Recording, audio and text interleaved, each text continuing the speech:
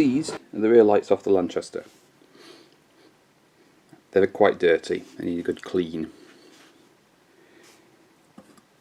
These are fairly standard fitment to most early 50s coach built cars, at least British ones, and they come apart fairly easily.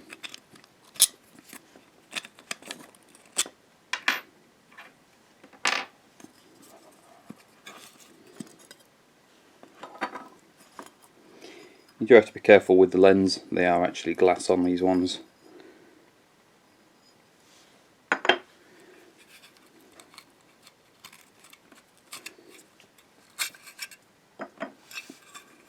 And you can see this one, that's the factory sort of off-white ivory colour that they did them.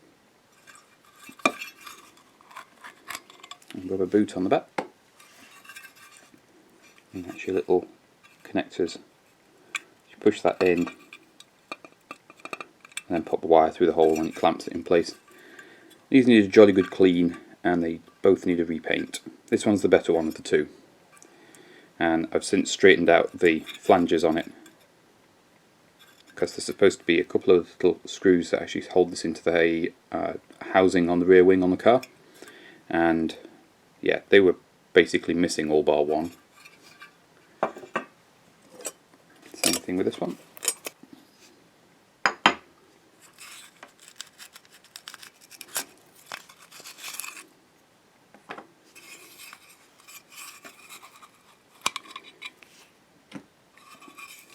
And this one has been repainted by a previous owner for reasons unknown. Maybe they were going to paint it a different colour eventually. As you can see, it's red oxide inside, so that's going to be absolutely useless at putting any light out. So we'll definitely repaint that.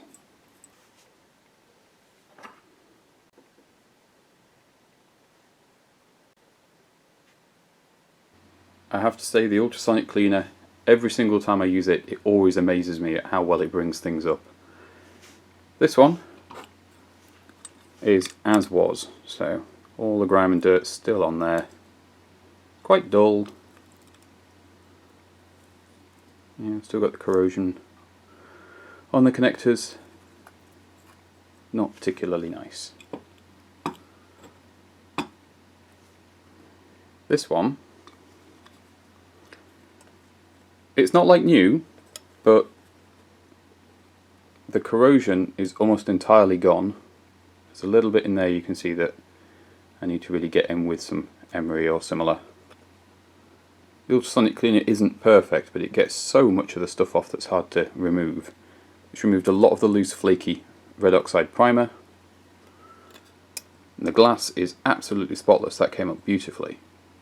You can just make out the reflector portion that's actually built into the glass. The surround is the bit that surprised me the most. After getting it out of the cleaner, I gave it a fairly light polish with a cloth and some metal polish, so not even machine buffed it, and yeah, it's got dents and scars in it, which we're not doing anything about because that's what this car is, but the chrome on there came up way better than I was expecting. I'm really happy with that.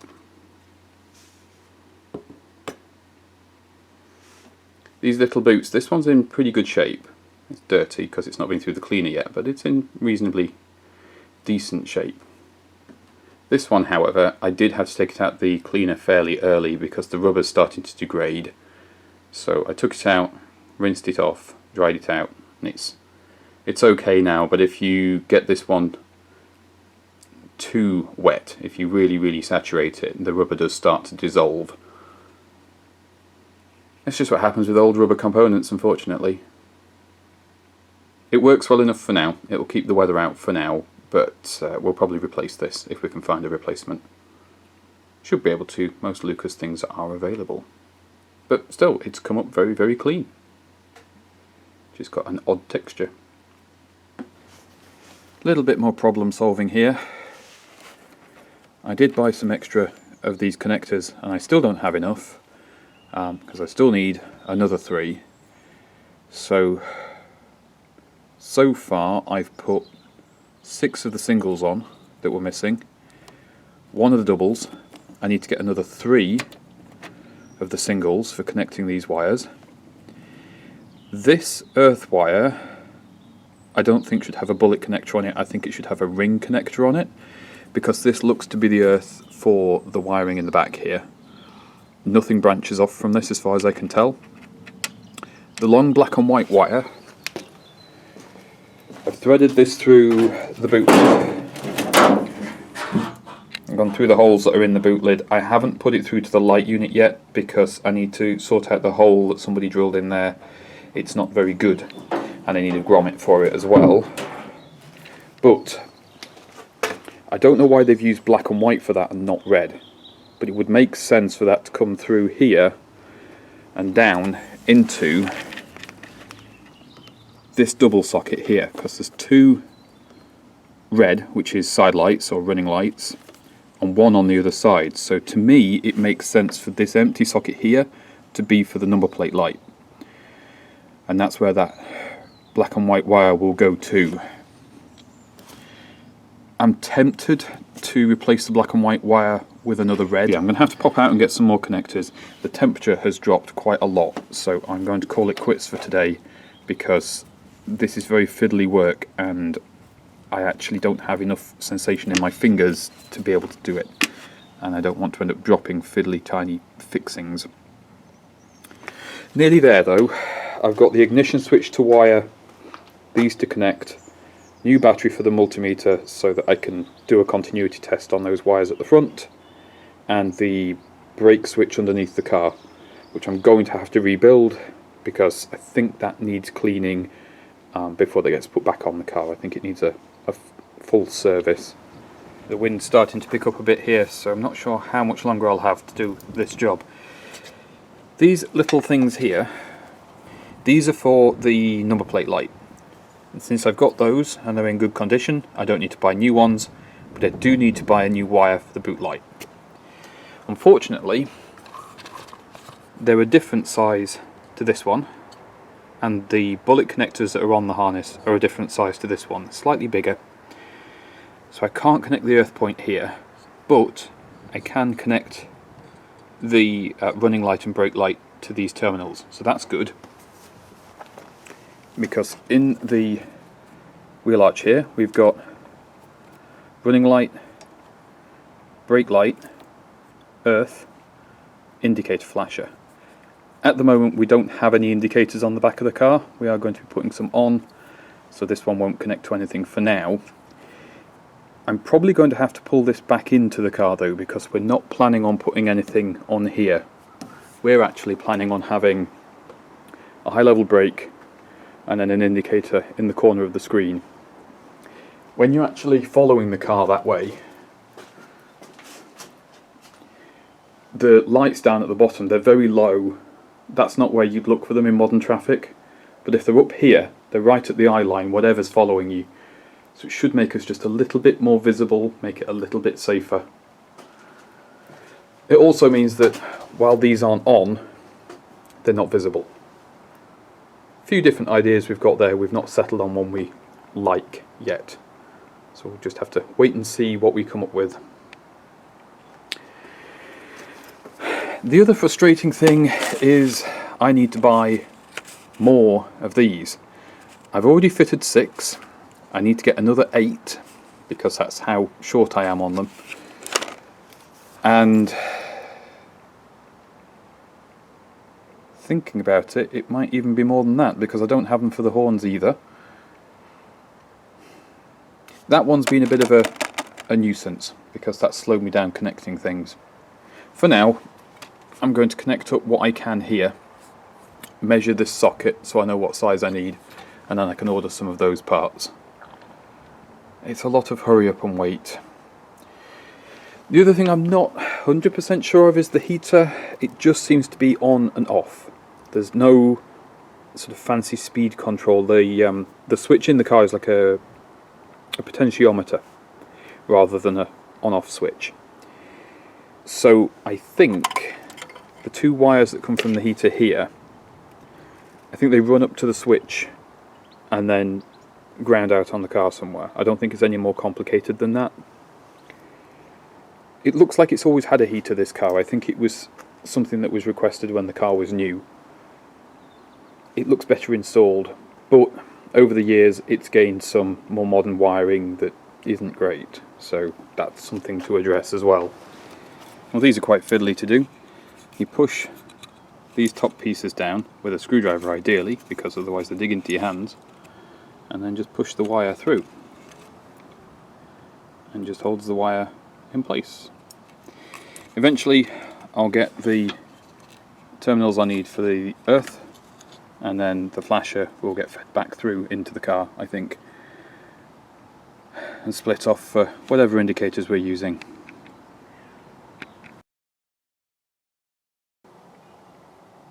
It's been a little while since I had a chance to work on the Lanchester.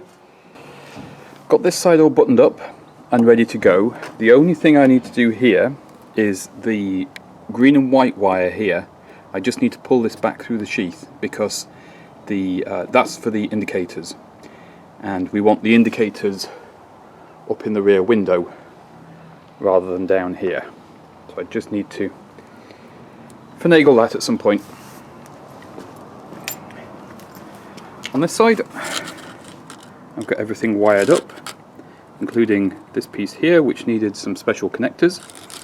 Rubber boot back on and everything in. All lovely. Hopefully that will allow me to test the rear lights. We shall see. Nothing at the back, unfortunately. I must have missed something somewhere. I don't even have the rear number plate light working, so I think that might be just an earth point I've missed. We've been having a problem with the interior light not working and the brake lights not working, either as running lights or as brake lights. I've already tested the bulbs that are in here and they test perfectly fine, so I know the bulbs work. Got a freshly charged battery. Before we get into that, I also had a bit of a mishap. I've been very careful with these glass lenses. I've mentioned before, it's very easy to drop them and break them. I dropped one and I broke it. Not pleased about that. You can get replacements. They do pop up variously. They're generally not cheap. That's the only problem.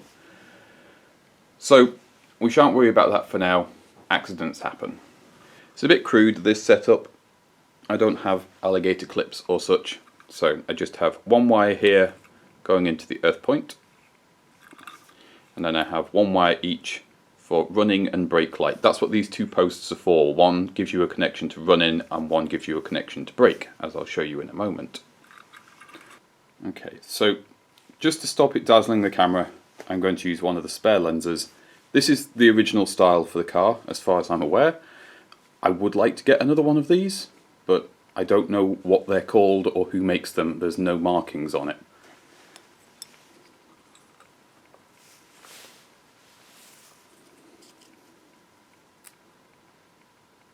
So that's brake, I think.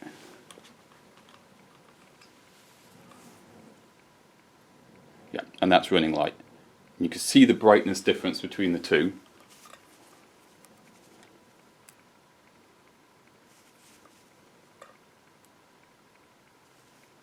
But it is quite satisfying to see that working finally.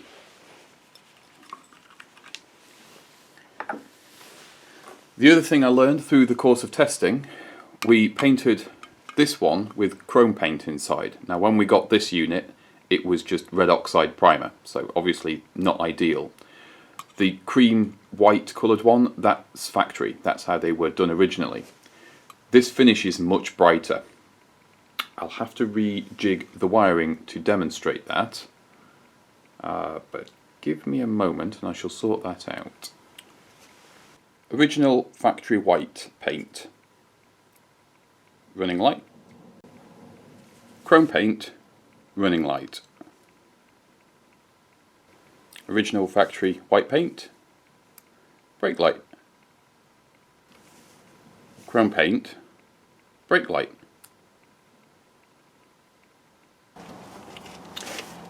I made sure when I painted these to mask off the areas that I needed a good connection. So your earth point here and the live connections there. And of course the bulb holder section was masked off too before painting. Because of the test with the light unit in the house, we've decided to go with the chrome. It is noticeably brighter in person, even more so than it is on camera. Same thing as we've done before, just plugging everything back in really. A little bit fiddly.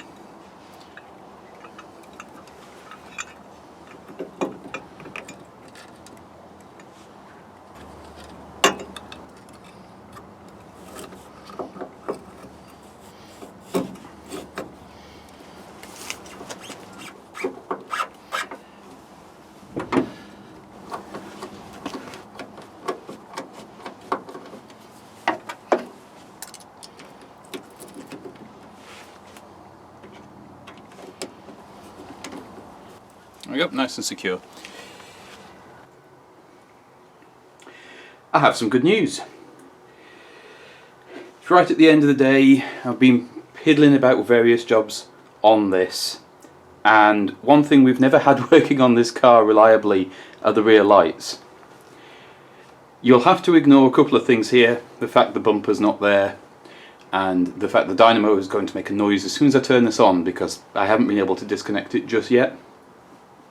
Ignore that. Let me show you the good bit.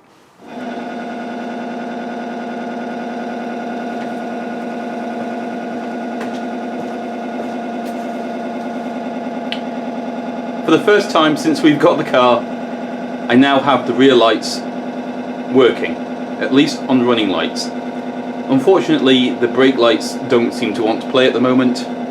That could be a switch issue, I'm not 100% sure. I know it's not the light units, I've tested those on the bench, and the brake light function on the bulbs does work, so I assume it's down to the switch, which is a bit of an unknown. Anyway, the good thing is, it's progress, and we like progress. We finally figured out one more problem on the car, which was the headlights. Following the instructions I had previously, I thought this red with a black trace went to the spotlight on the front of the car. That's what everything I had at the time suggested. I couldn't figure out why there were 3 connectors in the headlights and only 2 wires. I now know this is actually for the headlights. And we shall do a little demonstration. So, if you can put the headlights on, please. As you can see, the headlight now actually works. And main beam. And main beam, for which there's very little difference. Let's move you around the back and show you what happens when we turn the headlights on at the front.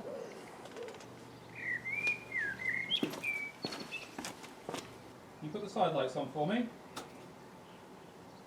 and then put the headlights on. Main beam, and back to ordinary, and off please. Bit of an odd problem, that one. When you put the side lights on, these are coming on like they should, but as soon as you turn the headlights on, all of the lights on the back of the car turn off, and I don't know why. So we've got to do a little bit more work to try and figure out what's going on there, because that's a bit of a strange one. Still, it's a little bit more progress. We'll get there.